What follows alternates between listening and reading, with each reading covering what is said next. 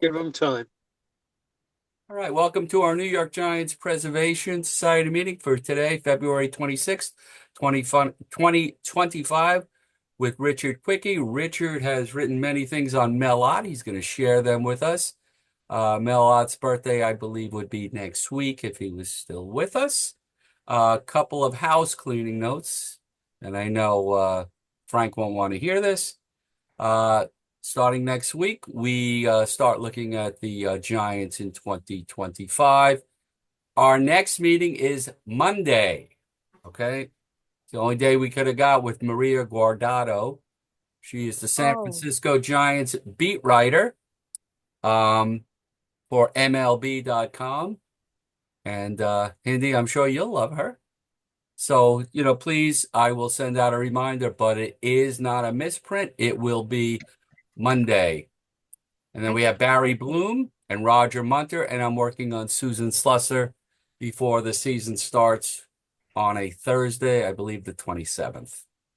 Um, One person emailed me, they were doing something on William Gleason, and if he asked the question, I don't know the answer. If anybody knows the answer, they're evidently in the late 1880s and early 1890s.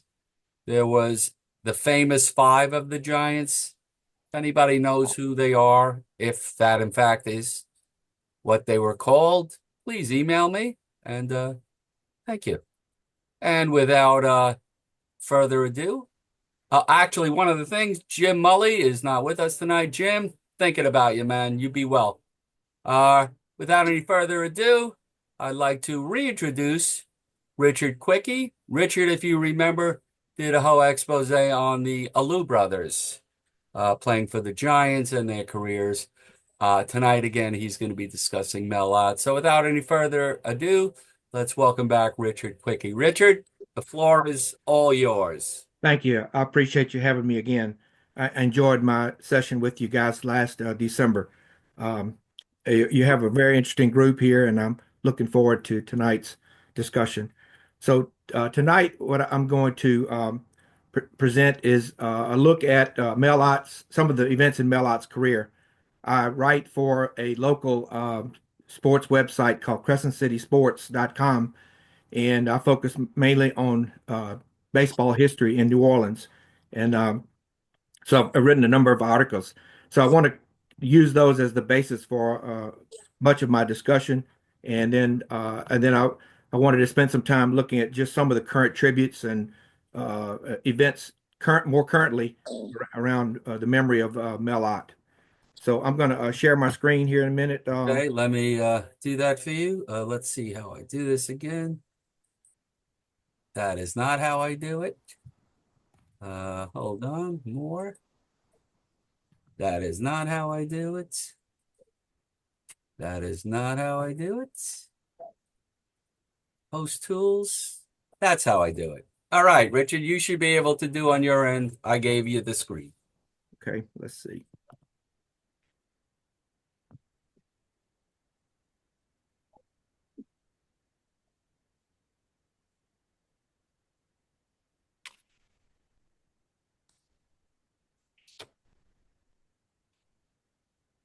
Did everybody see that? You're good? No, No? no. No.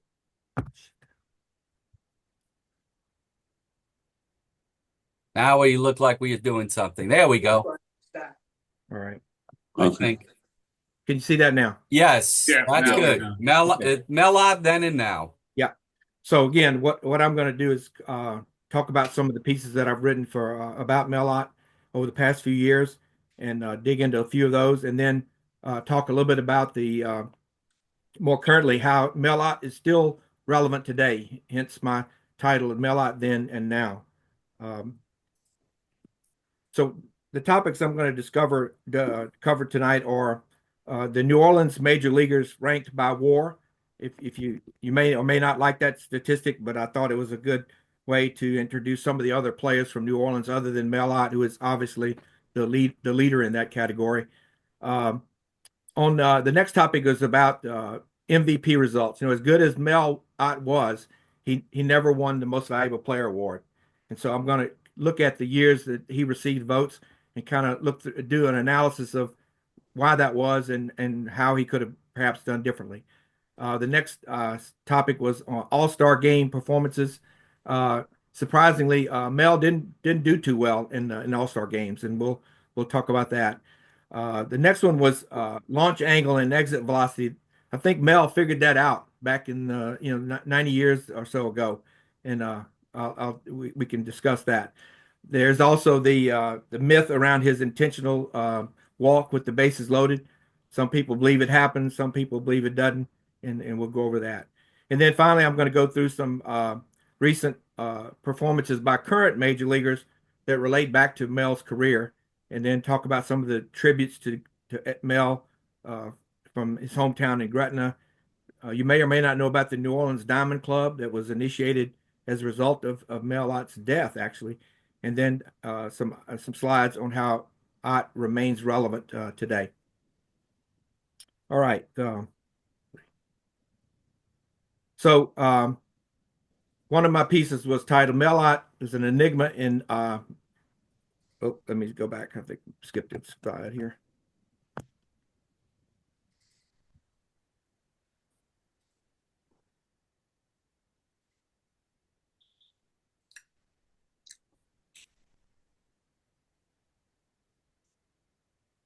So going back through the view of Mel Ott and other players and how they rank by WAR. Uh, as you can see, Mel was the obviously the the can you see the entire screen on my Yeah, we're chart? good. No, Yeah. his Okay, head's blocking the last two, Luke oh, Klein and George Strickland. that's what I wondered. Hang on, let me see if I can get rid of that. I don't know. I see all of your guys. Strickland's on the bottom. No, but on the right hand side, do you see the? Yeah. We Yeah, see. Yeah. Yeah, definitely. We've 1953, seen all the slides. 2.7. Okay. Um, that's blocked on mine for some reason. But anyway, so obviously Mel Ott was the leader in WAR. Largely, played for 22 years with 110.9. Will Clark is you figure Will Clark, Rusty Staub were kind of comparable players in terms of their production, and so Clark out edged Staub 56.5 to 45.8. And then there's a big drop off. Zeke Banura, I don't know if many of you folks know about him. He was born in New Orleans, played with the White Sox and the Senators. Was noted for his he was the early version of Dr. Strangeglove. He wasn't too good of a fielding first baseman, but he was a pretty good hitter and had several All-Star seasons in his career as well. Connie Ryan was a local player that went to Jesuit High School here in New Orleans, member of a famous 1936 team that produced like nine major not, professional players, and Connie was actually the first scholarship player at LSU. He played one season there before he entered professional baseball, and so you see that his number there, 17.7. Lou Klein, who many of you may remember, is one of the jumpers to the Mexican League, and then also was a member of the College of Coaches by the Chicago Cubs. Weighed in there at 8.1. And then the last one on this list was George Strickland. It was a light hitting shortstop. The Cleveland Indians turned out that he was a manager for them for parts of two seasons as well. So that gives you an idea for the position players, kind of how they rank. Then on the pitching side, Howie Paulette is the leader. He was obviously a pretty good pitcher with the Cardinals back in the 40s. They won a couple of World Series. Then Mel Parnell, I'm sure most of you recognize that name, was a Red Sox pitcher. He was a little bit behind Howie Paulette. And then there's another big drop off here with Jack Kramer, Chad Godin, and Steve Mura, some of the lesser known players, pitchers from the New Orleans area. All right. So the next item was looking at a retrospective review of Mel Ott's MVP results. And what I did was I created a chart here showing in the next three slides has all three has the years that Ott received or had votes in the MVP ranking. And so if you look at today's way of voting, pitchers are generally not included in the MVP results, awards, and WAR is typically used as one of the big determinants for how they're ranked and how they're voted on. So if you take that into account, if that had been in place back when Mel was playing, there probably are several years where he probably could have won, a most valuable player. So we're looking at 1929. Rogers Hornsby was the winner. Ott was had the third highest WAR of 7.2, following Lefty O'Doul. Yet he was ranked only 11th in the voting that year. So it was about, Hornsby was clearly the winner, and there's no disputing that. But you got to wonder why Ott didn't get more votes than he did in the 11th as the 11th ranking. In 1931, Bill Terry had the highest WAR in the league at 6.6, and Ott was close behind with 6.1 among the non-pitchers. But yet he didn't receive any votes at all in that year. And then in 1932, he was 10th. Chuck Klein was the winner. Ott had the highest WAR, 8.3 in the league, compared to Klein's 7.5. But yet, he was only finished 10th in that year. So in 1934, Dizzy Dean led the league with 30 wins. Ott had the highest WAR for non-pitchers with 7.2. His teammates, interestingly enough, had WARs JoJo Moore 3.5 and Travis Jackson 3.8, finished third and fourth respectively, and Ott was in fifth of that year. If you look at OPS plus is another indicator, Ott was like 168 that year. So if Dean hadn't been considered as in the voting as pitchers are not now generally, Ott could have easily won the MVP award that year. In 1935, Mel finished 20th out of the group. Gabby Hartnett was the winner when the Cubs won the pennant that year. Hartnett didn't lead the league in any of the batting categories. Ott was the fourth highest WAR, and yet his teammates Carl Hubble, Bill Terry, Hank Lieber, and Gus Mancuso, with all of them with WARs lower than Mel, but they finished higher in the MVP voting. And Archie Vaughn probably should have finished first because he had the best year with a 9.8 WAR, but clearly Ott should have been in the top 5 of that group. In 1936, Carl Hubble was the MVP winner with a 26-6 record, but Ott again had the highest WAR, 7.8 for non-pitchers. His OPS plus that year was 177. So again, that could have been a year that he could likely have been voted for the most valuable player. And then finally in 1937, Joe Medwick was clearly the most valuable player, triple crown winner. Ott had the second highest WAR, but yet finished 7th in the voting. 1938, Ernie Lombardi led the league with a 342 average. His team did win the National League pennant, but again, Ott had the highest WAR of 8.9, leading in a number of offensive categories. And Bill Lee, who won 22 games, finished second. And unexplainably, Archie Vaughn finished ahead of Ott in third, yet he didn't lead the league in any offensive categories. And then finally, in the 1942, Mort Cooper was the MVP with the NL pennant winners, the Cardinals. But again, Ott had this 7.1 WAR for non-pitchers, and that was the highest there. So he could have been named the most valuable player in that year as well. So you can see how there's been a change in philosophy, I guess, in terms of who's considered eligible for the most valuable player award, how the people who vote on them consider that nowadays, and which has changed quite a bit. So I mean, as Mel was, you would have thought he would have had an MVP award at least one year, but ultimately he got into the Hall of Fame, and that's the biggest award anybody could get. Okay. Um, in All-Star games, considering how proficient Ott was in hitting, his All-Star appearances were mediocre at best. He participated in 11 All-Star games from 34 to 44. He was not elected in the first year that the All-Star games started in 1933.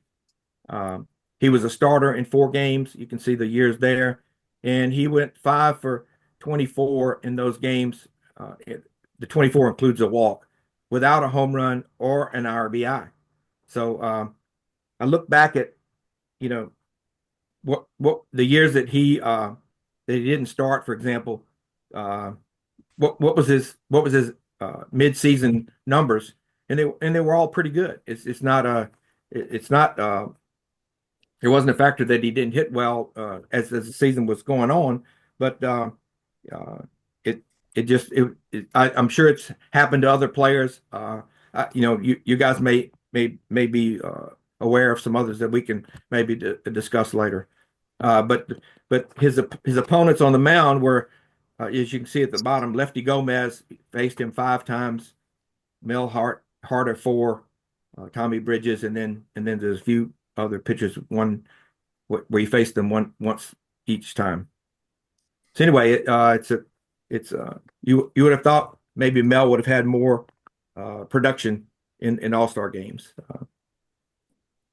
On the when it's mentioned about hitters who have been walked intentionally with the bases loaded, Ott's name comes up. Barry Bonds, Josh Hamilton, Bill Nicholson, or names that come up. And so when I looked at Ott's this specifics surrounding his instance, in 1929, he and Chuck Klein were tied for the lead in home runs going into a doubleheader on October the 5th, the last 2 games of the year. Klein moved ahead of Ott with a homer in the 5th inning of the first game. And then when Ott came up for the to bat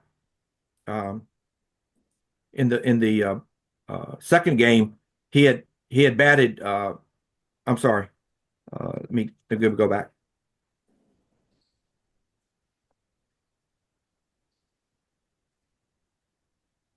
What was the when Ott came up to bat, I mistakenly have Mets in there. It's really the Phillies.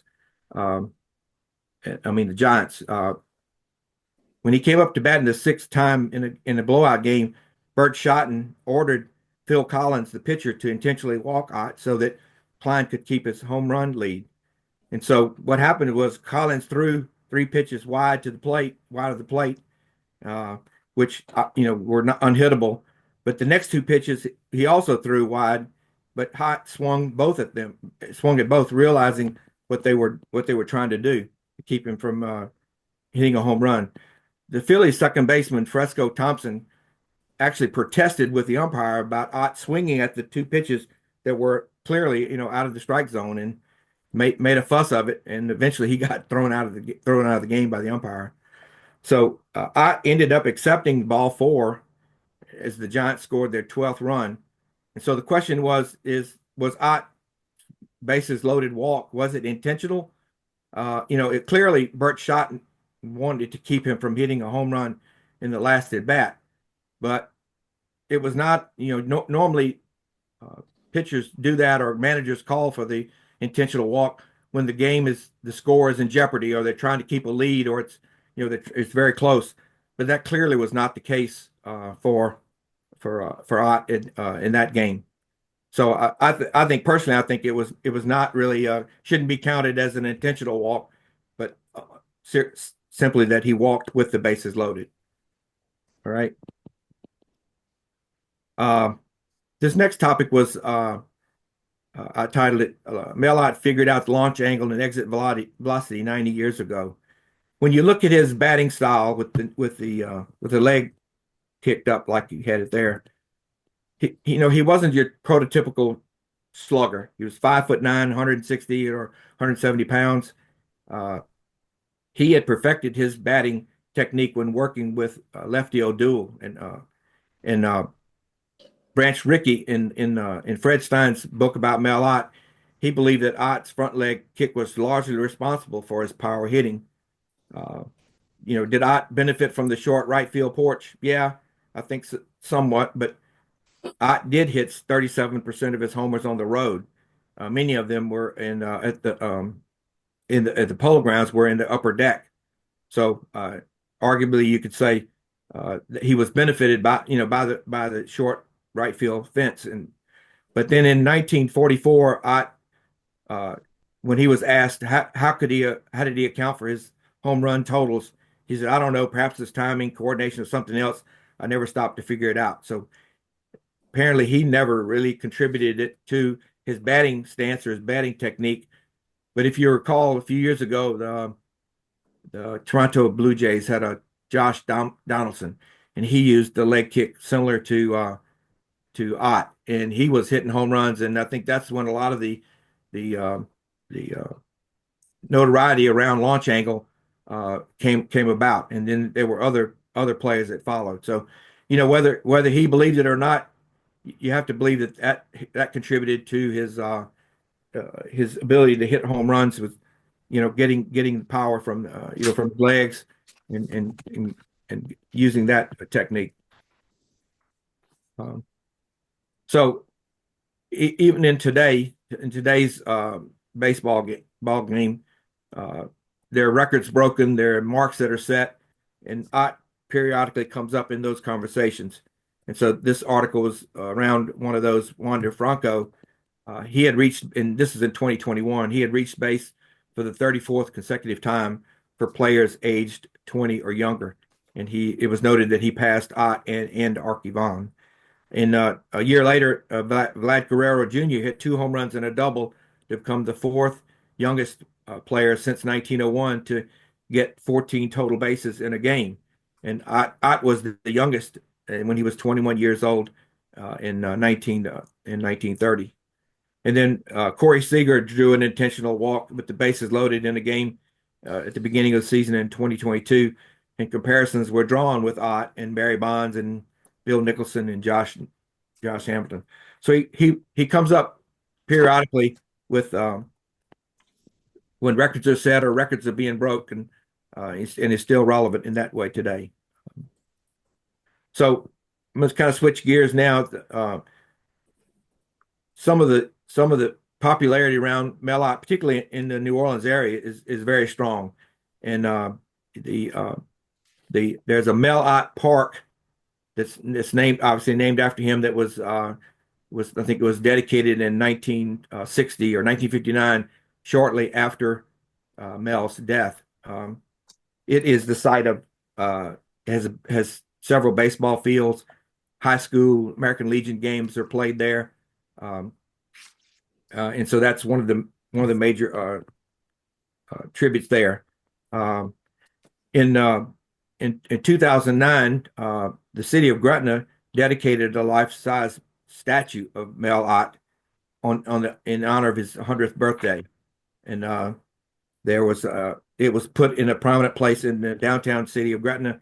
Here's a picture of the statue with me and my son posed there close by, and then there's a marker in Mel Ott Park that has this inscription around Mel, and so again, his memories kept alive with tributes like that. There was a Mel Ott baseball league.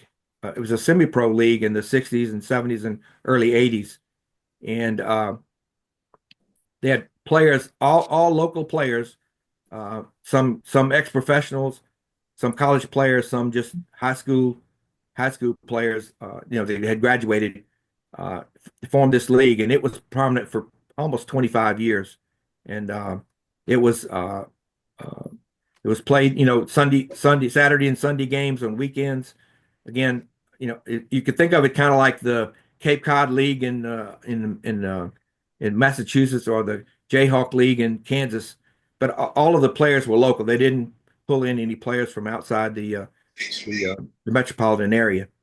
So it lasted, like I said, for 25 years, and a lot of people remember that the Mel Ott League was a semi-pro league that uh, it was very popular at the time. With they drew a lot of fans. There was back in the day, some of the older guys would bet on the teams. It was a way for fans to keep in touch with their hometown heroes. And I had written an article about that league and how it was just a part of New Orleans for such a long time. And I was actually honored with one of the three finalists for best sports column for that piece. So you may or may not know there's an organization in New Orleans. It's defunct now, but for a long time, the Diamond Club of Greater New Orleans, it was formed actually when Mel Ott's funeral occurred in 1958. Ray Yoakum was a local professional baseball player. Got together with a lot of the former professionals at the time that attended the funeral and said, "Look, we need to stay in touch, maintain our relationships, with the different players and the fans." So they created it was more like a social club with the mission of keeping the interest in baseball alive in New Orleans area, preserving the bond and friendship between former and current players, and to dedicate itself to preserving the memory of Mel Ott and all the other deceased baseball members. So their initial members were current and former pro baseball players, umpires, sports writers, scouts, anybody that had anything to do with the game at that time. And some of the initial members were guys like Larry Gilbert, Ray Yoakum, Lenny Yoakum, Strickland, Connie Ryan, and Lou Leggett. They created their own Hall of Fame. So for a number of years, they had an annual awards banquet with the Hall of Fame that recognized the local players, that kept their memory alive. And they even when some of these guys could still play, or they had an old timers game and sponsored a number of charity events. So it was just another way as a way to keep the memory of Ott alive in the city through this club. Many of you might know that the post office included in its baseball slugger series, Mel Ott was one of the stamps in a group that included Roy Campanella, Hank Greenberg, and Mickey Mantle. So, and then you can see how some examples there. In 2021, Mel Ott's jersey, 31 Giants jersey, sold for almost $400,000 in an auction, and that's pretty incredible. And again, his popularity remains quite a bit. A side story to this is I met a local gentleman. His name was Nolan Vicknair, and he played in the Giants organization for parts of two seasons in 1940, 47, 48. And he told me that he's deceased. He was 99 years old when he died. He told me that when he went to spring training camp in Arkansas with the Giants his first year, he actually got Mel Ott's jersey. He wore Mel Ott's jersey as a hand-me-down at the time, and it's a wonder what that jersey would cost today if it were up for auction. So anyway, he was a similar build. He was a similar build and stature as Ott, so that's what he wound up with. And then 2022, this Mel Ott baseball card sold for almost $150,000. So he's still out there. Even in today's baseball card sets, Mel Ott is prominent in a number of them. I think I counted in 2024. I went out on eBay, counted probably about 25 different baseball cards with Mel Ott. Now, many of them are variations of the same card, and these are just a couple of examples of those.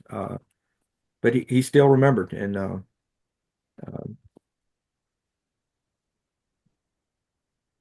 so that was all I had for content today. You can reach me at Richard at the10thinning.com, or you can go to Crescent City Sports and find my page, and where you can see all the different articles that I've written for the Crescent City Sports Group. And I want to give a shout out to my daughter Joni Fry for helping me create this presentation. So, okay, I think I'm gonna stop sharing my screen here and get back to the. Hey, Richard, that was fabulous. Um, it's great that you were able to do this without all the stat-driven stuff. It was totally a different look at all the work you put in over the years. And it's great to know that the Crescent City has two of the greatest players in Giant history, Mel Ott and Will Clark. Right, yeah. Couple of things, my father was a southpaw, and he emulated and imitated that leg kick. And he would always point that out to me. So that was Yeah. one great thing. The other thing is that I wanted to ask you, you weren't around when he died. Through your research, how did the Crescent City and New Orleans handle his death? Yeah, I wasn't here at the time, but he, the I talked with his daughter Barbara. I think you had her on Right. your one of your sessions, and she said Mel was the type that made himself available, and he was a very humble person, didn't take himself too seriously. And so he was in the off season, he would spend a lot of time with people here locally. In fact, she said there were times when he would sit out in his front yard and kids would come by with baseballs, walk into the playground, and he would stop them and show them how to take a stance, whatever. So I think it was a big miss for the city, and particularly among the professional players that also knew him and had relationships with him. And Well, I think it's wonderful guys like you keep his memory yep. alive. So thank you. Mars, you're up. Richard, that was fantastic. I have a statement and a question, and also something about the jersey that you showed. Mhm. The statement is, well, my pop had me bat lefty and throw lefty because of Mel Ott. Oh, really? Oh, wow. That's cool. Yeah, because he was probably his principal idol, along with Bill Terry and Carl Hubble. Then I have a question. Did New Orleans, by the way, Gretna is right across the river from New Orleans, and I believe they call it Germantown. Isn't that correct? It had a name, way back when. Yeah, right. Correct. Yeah. Yeah. So did New Orleans ever apply for a major league franchise? Well, when the Superdome was built and started was active in 1975. When they built it, they had an idea that they would get a major league club. In fact, there was a configuration within the Superdome that was the baseball configuration. So that they attempted to acquire clubs. Charlie Finley spent a lot of time apparently thinking he was going to move from Oakland when he was having trouble getting his lease at Oakland Coliseum renewed. At different times, the Twins, the Orioles, Cleveland Indians all expressed interest, but it never came about. And I think the biggest drawback was New Orleans never had one big financial backer that could get the club here and sustain it. So yeah, there were numerous attempts. During that time they played exhibition games in the Superdome, but preseason teams would come, going north would stop in New Orleans. George Steinbrenner brought the Yankees like 4 or 5 different times, and they would play a weekend series to try to generate interest and to show that yeah, baseball could still be a popular sport in the city. Uh, but unfortunately, at the end of the day, they struck out because we had one year of professional baseball with the New Orleans Pelicans was revived in 1977 became a AAA affiliate of the St. Louis Cardinals, and they played a full season in the Dome. So that was the only professional team that actually played there in a That's regular season. funny. The misnomer of the Utah Jazz. I Yeah. can understand Pelicans, but so they should take away. They should call the Utah Basketball Club maybe the Mountaineers, and Yeah, something else. New Orleans Pelicans should always retain the name Jazz. The one thing I wanted to point out, though, you showed a jersey, the 1931 jersey. Uh, that was actually not black and orange until 33 to 35, and then revised to black and orange again in 1947. Oh, So really? that jersey is not a 1931 jersey Oh, if it, okay. if it is black and orange. Oh, really? Okay. I pulled that off an article off the internet. So yeah, that's a good point. Thank you very much, Richard. Okay. By the way, Sure. I spent a lot of time in New Orleans covering the Jazz and Heritage Festival for Oh, yeah. different jazz magazines. So Yeah. it's Nice. always been an endearing city to me. Sure. Thank you. Thank you, Mark. Thank you. All right, so our lineup now is going to be John, Bill, Charles, and then Bruce. John, you're up. Okay, thank you, Richard, for that presentation. And I totally agree with you. Mel Ott should have done a lot better in the MVP votings. We should revise those votes and see what happens this time. But when I started following the Giants, Mel Ott was the manager in 1947.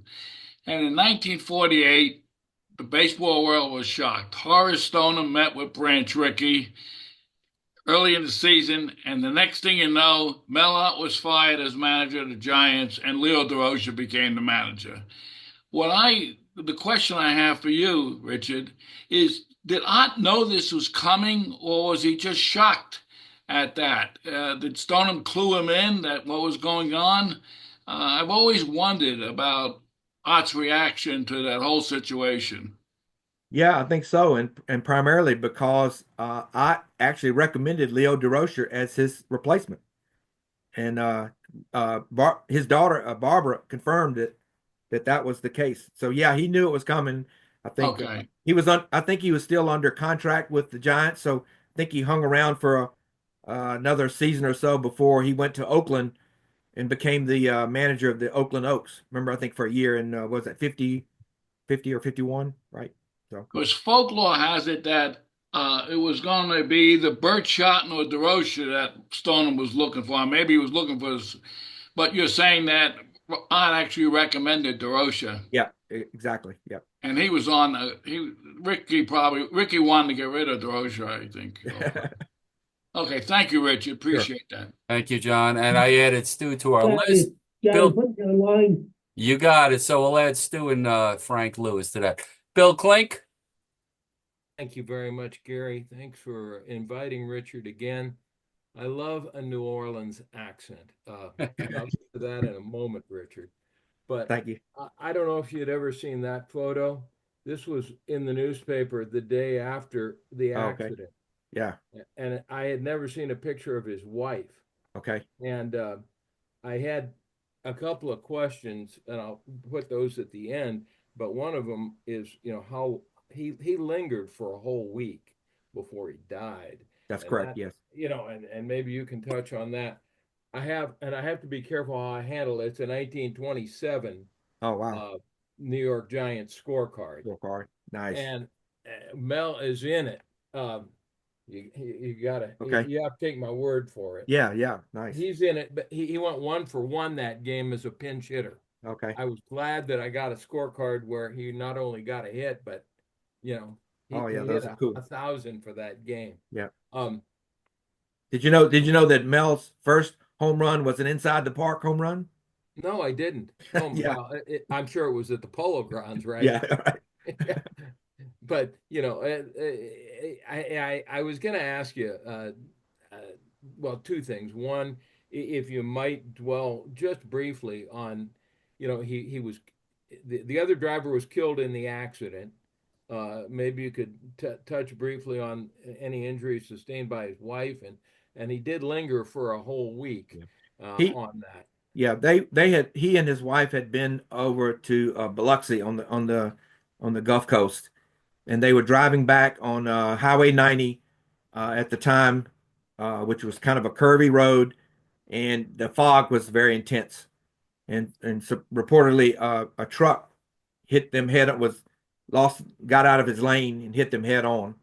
And his wife was, she was injured as well, and she recovered.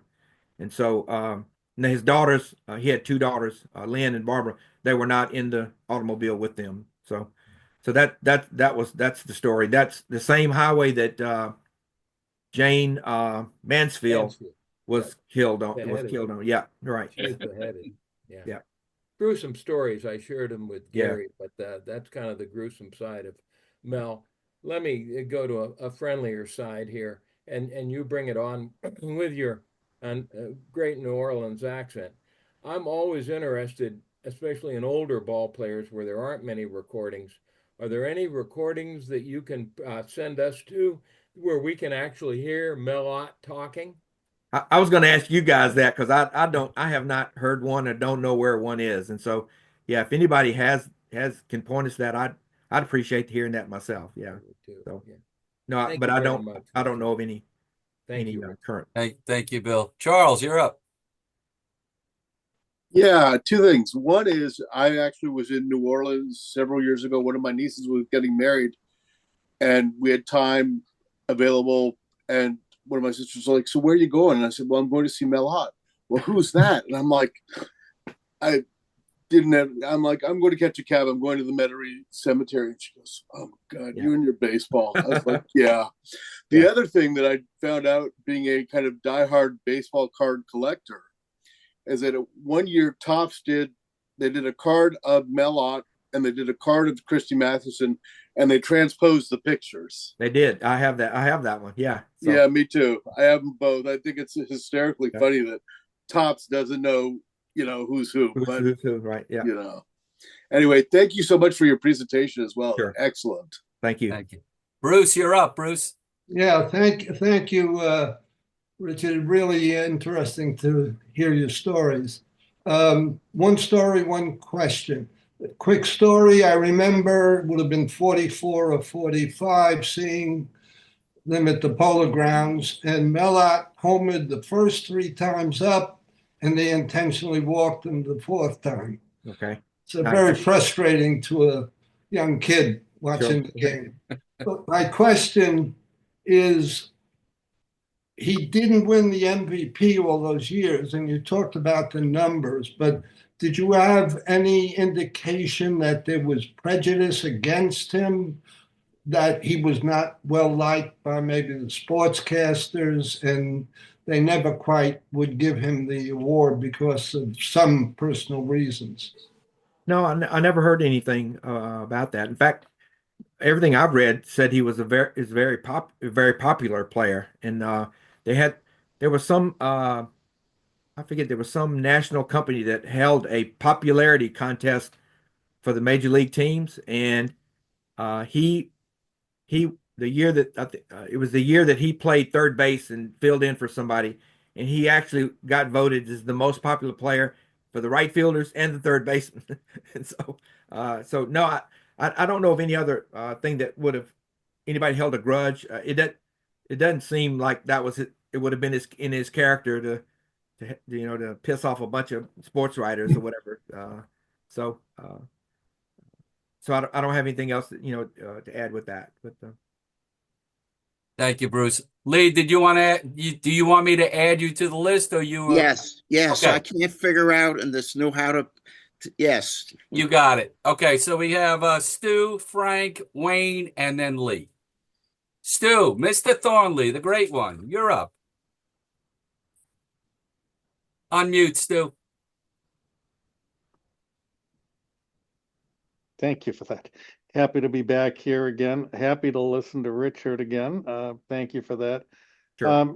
When you were asked about, Major League coming to New Orleans, of course, they had the Superdome. I also found when I took a tour of it that you couldn't see home plate from the second deck. I guess that might have limited their seating.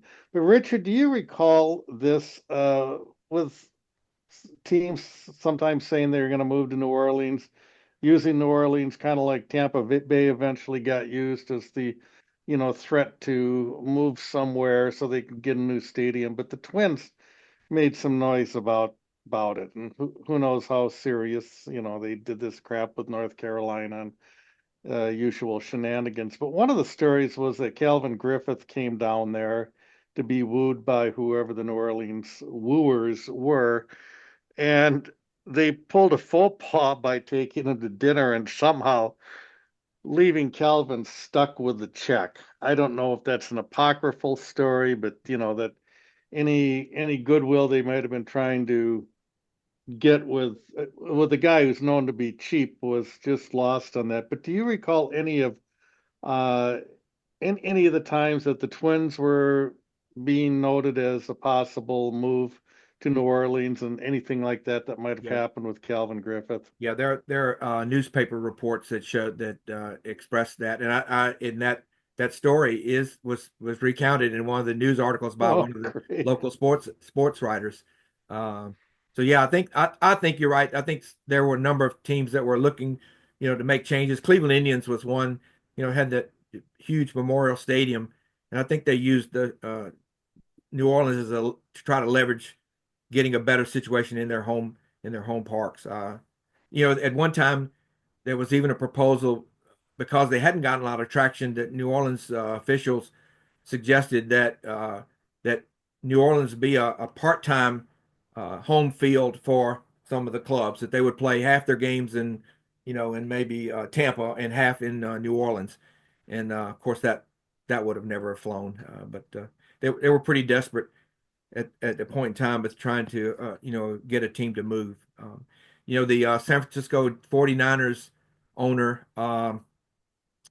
can't remember his name right now, but he had some real estate interest in New Orleans, and for a while they thought that he would try to get the team here. That was probably one of the closest, but then the apparently the owners rejected the idea of having him in their group of ownership. So who knows? Thank you, Stu. The dapper one, Frank Lewis. Two unrelated questions.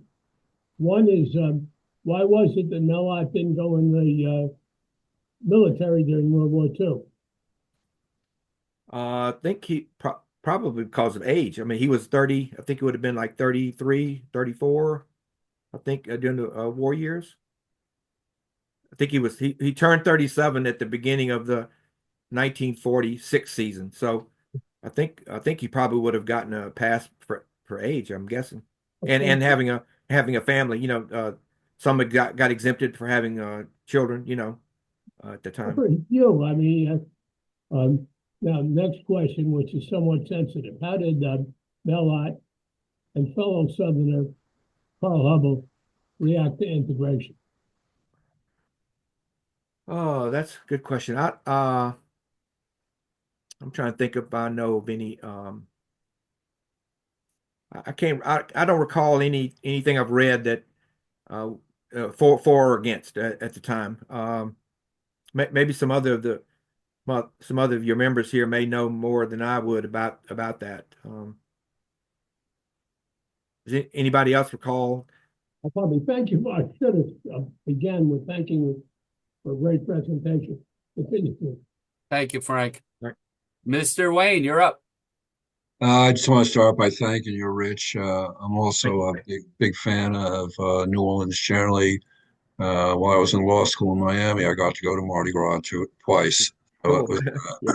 kind of the highlight of my law school education. But, a couple of points. I was particularly intrigued when you pointed out how Mel outperformed, of all people, Chuck Klein that one year with his, war. And while we're going through your presentation and highlighting all the years where Mel might have, for lack of a better word, gotten dissed.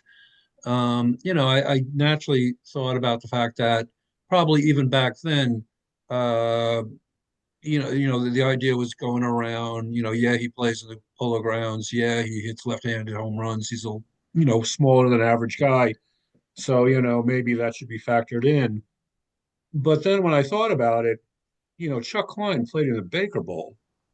And if anybody knows anything about the Baker Bowl, I mean, that was even more notorious for a short right field than the Polo Grounds. In fact, I was down, my son went to Temple for a couple of semesters. So I drove by the Baker Bowl. It's, what else, a storage warehouse now or something like that. But it was tiny. It was in a city block. So still interesting how he kind of, my Zoom. What's new, darling? I'm sorry. So, that was kind of interesting how, Chuck Klein got an advantage, even though he played in that stadium. And somebody mentioned also about audio recordings of Mel. One night for, I guess, lack of anything else better to do, I actually did a YouTube search after I heard that after his playing days were over, Mel became an announcer apparently for the Detroit Tigers. Correct. Yeah, that's right. So there's a lot of there's a lot of radio out there that's available on YouTube, but nothing came up. I couldn't find anything. And finally, my last little piece of information. I was especially intrigued to hear that Mel's first home run was an inside the park job. Yeah. Because it immediately made me think, that was back in the day. Now, when you see an inside the park home run, basically one of two things happens, okay? An outfielder overruns the ball and it rolls to the fence, or he plays a bad angle and it caroms, into center field and there's nobody there to back up. Right. But back in those days, the parks were big enough where you could get a legitimate inside the park home run by simply hitting it between outfielders and letting it roll and outrunning the ball, a la, probably the most famous one of all, Casey Stengel's home run in the first World Series game at Yankee Stadium in 23 when it was like 490 feet. And the other one I thought of right off the bat was, of all people, another Mel Stottlemyre, the pitcher for the Yankees in 65, hit an inside the park grand slam home run in the old Yankee Stadium. And if you try to find out anything about this, there's every indication that that was a true inside the park home run. It just rolled. Because even back then, I mean, Yankee Stadium, it was about 460, out to that left of the corner, Death Valley, they called it. But again, excellent presentation. And Thank you. Again, thanks for comments. Yeah. Thank you, Wayne. Lee Lowenfish. I really enjoyed this, Richard, and so many things came to mind. I did a scouting book recently, and Mel Didier was one of my sources, who you must have known because he was named for Mel Ott. Yes, that's right. And you mentioned the names of Ray and Lanny Yoakum. Right. Now, was Ray Lenny's older brother? He was the older brother, correct? Yeah, that's right. And had he scouted a little too? He may have done some, like at that time, bird dog type scouting, where there were people that in the particularly in some of the rural areas where they would have used him as a scout. But Lenny had a fabulous career as a Pittsburgh Pirates scout. He was a top notch there. Yeah. And did you ever hear his great take on they call scouts the backbone of the baseball, but they're actually treated a little lower. Yeah, right. And the final thing I want to ask is, I know that Frankie Frisch and Mel Ott were teammates very briefly because he was traded to St. Louis in 27. But did they have any relationship, as far as you know? I don't know that. Yeah. Sorry, I can't help with that. So, okay. Thanks for good evening. Sure. Thanks, Lee. Anybody else who has not raised their hand who want to make a comment or have a question? All right, Richard, fabulous job. Let's give it up for Richard Cuicchi. Richard, that was great. Really was. And totally different than, just going over the statistics and stuff. So thanks for having me. I appreciate it. And you're welcome back anytime to be a guest member or be a guest speaker. So okay. Don't forget, next week we will reconvene on Monday to get the first talk from a giant scribe about the 2025 season. Frank, I'm sure we won't see you, but everybody else, we will. Okay. I will hang around for a while, but everybody else have a great week, and we will see you on Monday. Take good care. Take care. Hey, Bruce.